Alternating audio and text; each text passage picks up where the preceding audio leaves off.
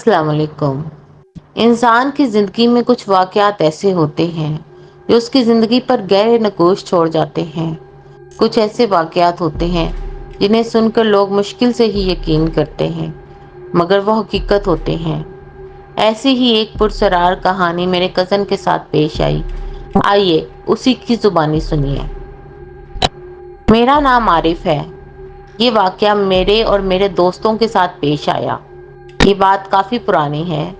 ہم سب دوست شام کو گراؤنڈ سے واپس آ کر محلے کے کونے میں جمع ہو جاتے اور خوب گپے لگاتے۔ کبھی کرکٹ کی بات ہوتی، کبھی فلموں کی، تو کبھی زندگی کی مشکلات پر بحث چھڑ جاتی۔ مگر اس دن ندیم نے ایک ایسی بات چھیڑ دی جو سب کے رونگٹے کھڑے کر دینے کے لیے کافی تھی۔ ہم سب دوست رات کا کھانا کھا کر گھر سے باہر نکلے۔ عابد، ناصر، ساجد، مدثر اور میں ہمیشہ کی طرح گپے مارنے میں مشغول تھے۔ اچانک ندیم نے کہا، آج جمعرات ہے اور تمہیں پتہ ہے یہ رات جنات اور چڑیلوں کی ہوتی ہے۔ میں نے ہنس کر جواب دیا، ندیم تمہاری کہانیاں سن کر تو بس ہنسی آتی ہے، تم نے کبھی جنات دیکھے ہیں؟ ندیم نے میری طرف غصے سے دیکھا اور کہا، یہ جو گاؤں کے باہر کھیتوں میں ایک پرانا انار کا درخت ہے، اس پر آج رات کچھ عجیب ہونے والا ہے۔ تم لوگ نہیں مانتے، چلو میں تمہیں سچ دکھاتا ہوں۔ ہم سب دوستوں نے ہنستے ہوئے ندیم کا ساتھ دینے کا فیصلہ کر لیا۔ ندیم اکثر رات کو کھیتوں میں اکیلا گھومتا رہتا تھا، اس لیے اکثر اس کی باتوں پر یقین کر رہے تھے، جبکہ باقیوں کو بس تفریح کا ایک بہانہ مل گیا تھا۔ عشاء کی اذان کے ساتھ ہی ہم پانچوں دوست اپنے گاؤں کے باہر کھیتوں کی طرف روانہ ہو گئے۔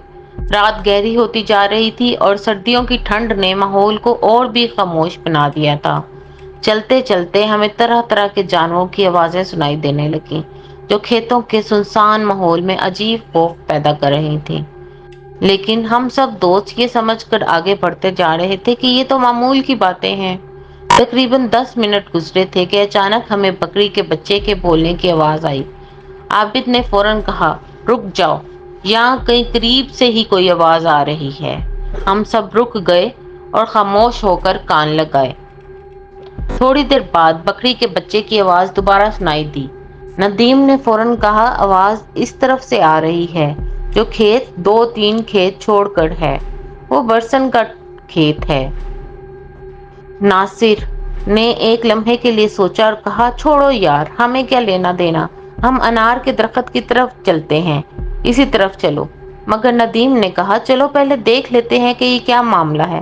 برسن کے کھیت میں عجیب سب کچھ نظر آ رہا تھا۔ جیسے ہی ہم وہاں پہنچے، دیکھا کہ درمیان میں ہی ایک چھوٹا سا بکری کا بچہ بیٹھا ہے، جو کہ بہت معصوم اور کمزور سا لگ رہا تھا۔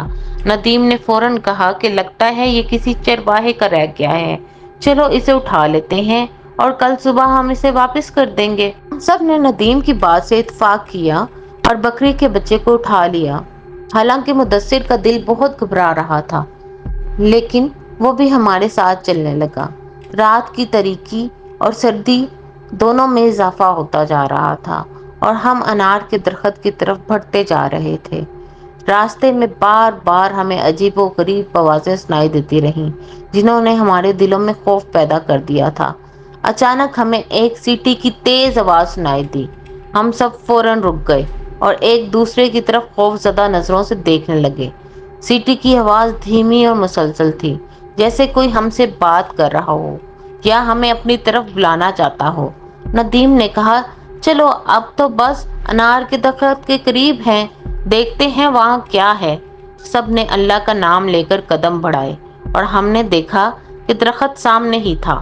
وہ درخت بہت بڑا اور پرانا تھا، جیسے اس میں سینکڑوں سال کی تاریخ چھپی ہو۔ اس کی شاخیں عجیب طرح سے پھیلی ہوئی تھیں اور سرد رات کی ہوا انہیں ہلا رہی تھی۔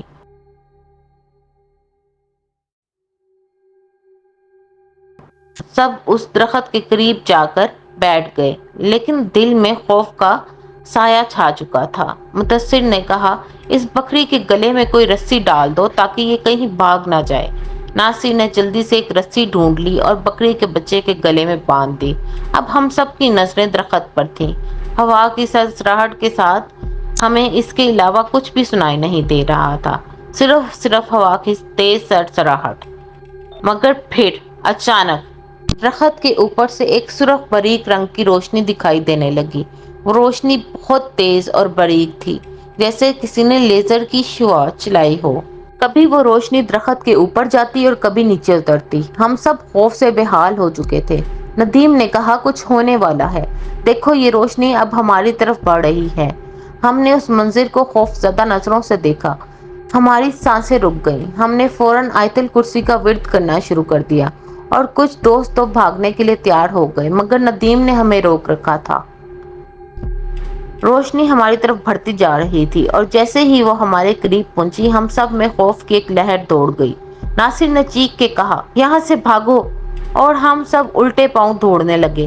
ہمارے پیچھے سے خوفناک آوازیں بلند ہوتی جا رہی تھیں اور ایسا لگ رہا تھا جیسے کوئی جن بھوت ہمارے قریب آ رہا ہو۔ ہم نے ورد کرتے ہوئے اپنی رفتار اور بڑھا دی۔ ہوا میں ایک عجیب سا شور تھا، جیسے سینکڑوں آوازیں ہمیں پکڑنے کی کوشش کر رہی ہوں۔ ہم نے ہمت نہ ہاری اور بھاگتے رہے، حتیٰ کہ ہم گاؤں کی حدود میں پہنچ گئے۔ جیسے ہی ہم گاؤں کی حدود میں پہنچے، مدثر نے ناصر سے کہا، وہ بکری کا بچہ کہاں ہے؟ ناصر نے اپنے ہاتھ کی طرف دیکھا تو اس کے ہاتھ میں صرف رسی تھی۔ وہ حیرانی سے بولا، جب ہم وہاں سے بھاگ رہے تھے تب میرے ہاتھ میں بکری کا بچہ تھا، مگر اب صرف رسی ہے۔ ہم نے حیرانی اور خوف سے ایک دوسرے کی طرف دیکھا۔ کیا وہ سچ تھا؟ کیا وہ واقعی بکری کا بچہ تھا یا کوئی اور مخلوق؟ ندیم نے کہا، صبح جا کر دیکھیں گے کہ وہاں کیا ہوا۔ صبح ہوئی تو ہم میں سے کوئی بھی واپس اس جگہ جانے کے لیے تیار نہ تھا، سوائے ندیم اور مدثر کے۔ دونوں کھیتوں میں گئے اور وہی جگہ دیکھی جہاں بکری کا بچہ چھوڑا تھا۔ وہاں کا منظر خوفناک تھا۔ بکری کا بچہ مردہ پڑا تھا، اس کی صرف ہڈیاں باقی تھیں، گوشت کا کوئی نام و نشان نہ تھا۔ ندیم اور مدثر نے فوراً سمجھ لیا کہ رات کو جو کچھ بھی ہوا تھا وہ صرف ایک وہم نہیں تھا۔ انار کے درخت کے نیچے کچھ پرسرار اور کچھ خطرناک ضرور تھا۔